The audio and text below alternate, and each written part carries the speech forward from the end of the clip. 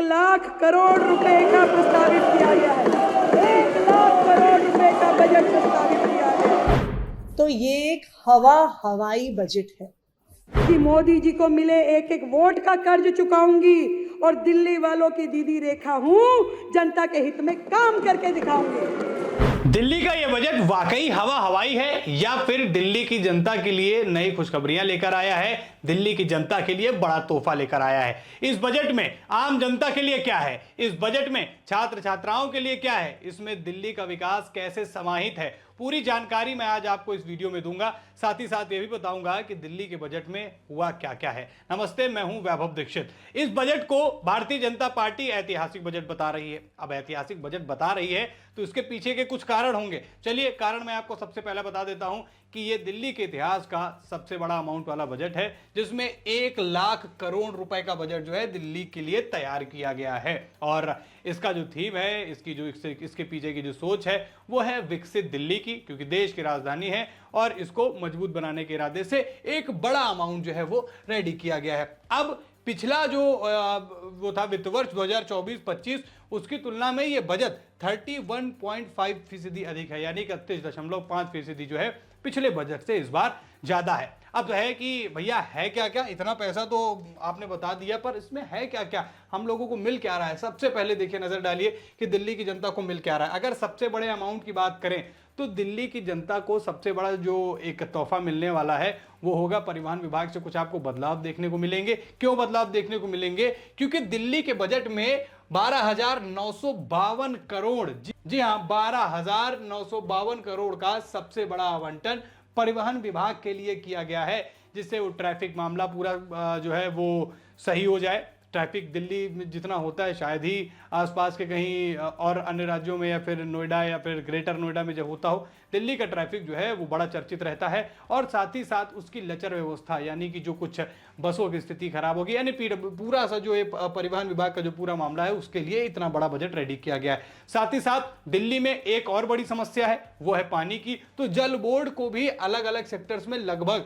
9,000 करोड़ रुपए जो हैं वो आवंटित किए गए हैं। और सबसे बड़ी बात दोस्तों, इसमें यमुना की सफाई के लिए 500 करोड़ रुपए जो हैं, 500 करोड़, यानी यमुना की सफाई के लिए बीजेपी ने जो वादा किया था उसको लेकर 500 करोड़ रुपए का बजट रेडी किया है। वैसे यमुना में काम चल रहा है, देखते हैं कि आगे कैसे उसमें सुधार आता है, पर बजट यह आवंटित कर दिया गया। साथ ही साथ अब बारिश हो जाती है, थोड़ी सी भी बारिश हो दिल्ली में, पानी भरने में जरा सी भी देर नहीं लगती। उसी जल भराव को कम करने के लिए 603 करोड़ रुपए, साथ ही साथ इलेक्ट्रिसिटी यानी बिजली के लिए 3,843 करोड़ रुपए, दिल्ली मेट्रो के विस्तार के लिए 2,929 करोड़ रुपए, यानी कि अब मेट्रो का भी कुछ अन्य काम जो है वो हमको जल्द ही देखने को मिलेगा। और साथ साथ क्या है, ये तो बड़ी बातें हो गई जिसमें मोटा मोटा पैसा लगाया गया है, और ये मूलभूत आवश्यकताएं भी हैं। दिल्ली वाले देख रहे होंगे तो ये चीज समझेंगे।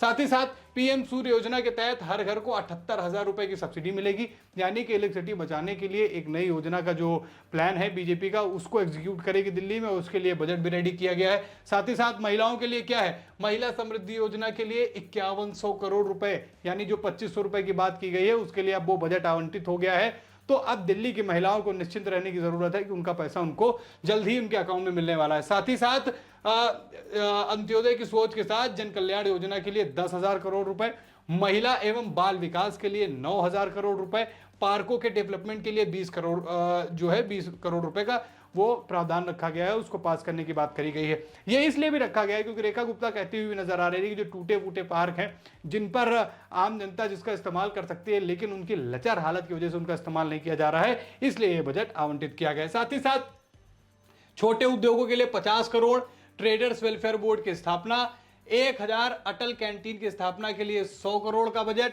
झुग्गी बस्तियों वालों के लिए, जहां दिल्ली में इनकी भी संख्या बहुत है, ये वोटर्स बहुत ज्यादा हैं, तो झुग्गी बस्तियों के लिए डेवलपमेंट और रीडेवलपमेंट के लिए 696 करोड़ रुपए का बजट आवंटित किया गया है।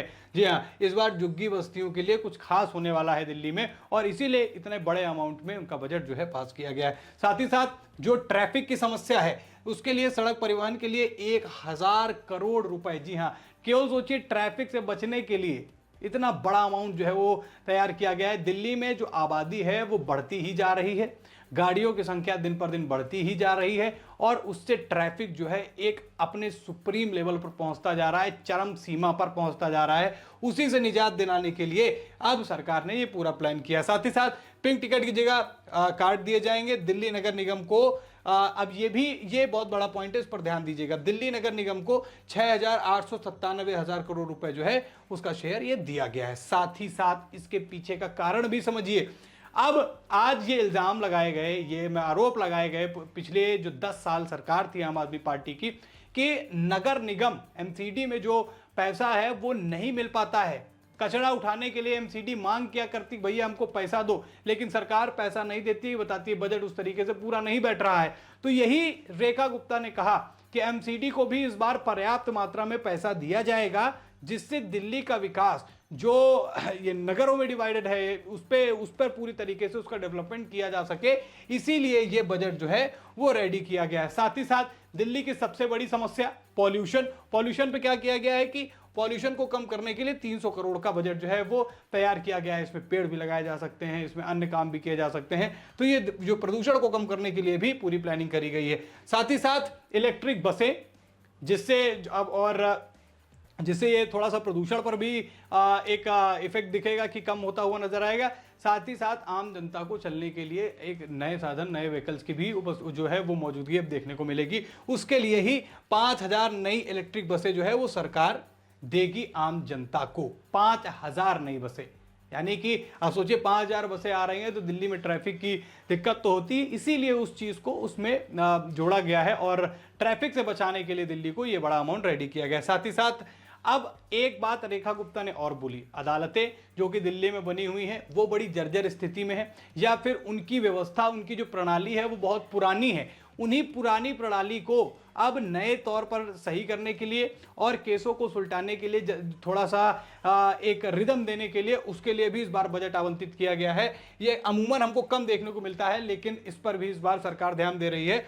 तो अदालतों के लिए 927 करोड़ रुपए, 490 डिस्ट्रिक्ट कोर्ट के और डिजिटल हियरिंग के लिए 200 करोड़ रुपए का बजट जो है वो रेडी किया गया है। ये वो 24 वादे हैं जो रेखा गुप्ता ने अपने बजट में मोटे मोटे तौर पर कहे हैं। इसके अलावा भी अन्य चीजें आपको देखने को मिल सकती हैं, पर ये जो आम जनता को जिससे जो ज्यादा ये प्रभावित करता है, जो आम लोगों के लिए ये जानना जरूरी होता है, ये वो पॉइंटर्स थे ये जो दिल्ली की जनता को रेखा गुप्ता ने दिए हैं। अब इसमें कौन से पॉइंट छूट रहे हैं जो रेखा गुप्ता को ध्यान देना चाहिए था बजट में, और क्या ये बजट जो मैंने आपको समझाया, क्या ये आपको हवाई बजट लग रहा है या फिर बीजेपी इसे धरातल पर उतारने में कामयाब हो जाएगी? क्योंकि एक तरफ जैसे ही ये बजट आया, अब बड़ी बड़ी तो बातें करी गई हैं इसमें, वैसे ही पूर्व मुख्यमंत्री दिल्ली की आतिशी मार्लेना ने ये बात कही कि अगर मैं इसको एक शब्द में कहूं, एक दो शब्दों में इस बजट को बताऊं तो वो ये हवाई बजट।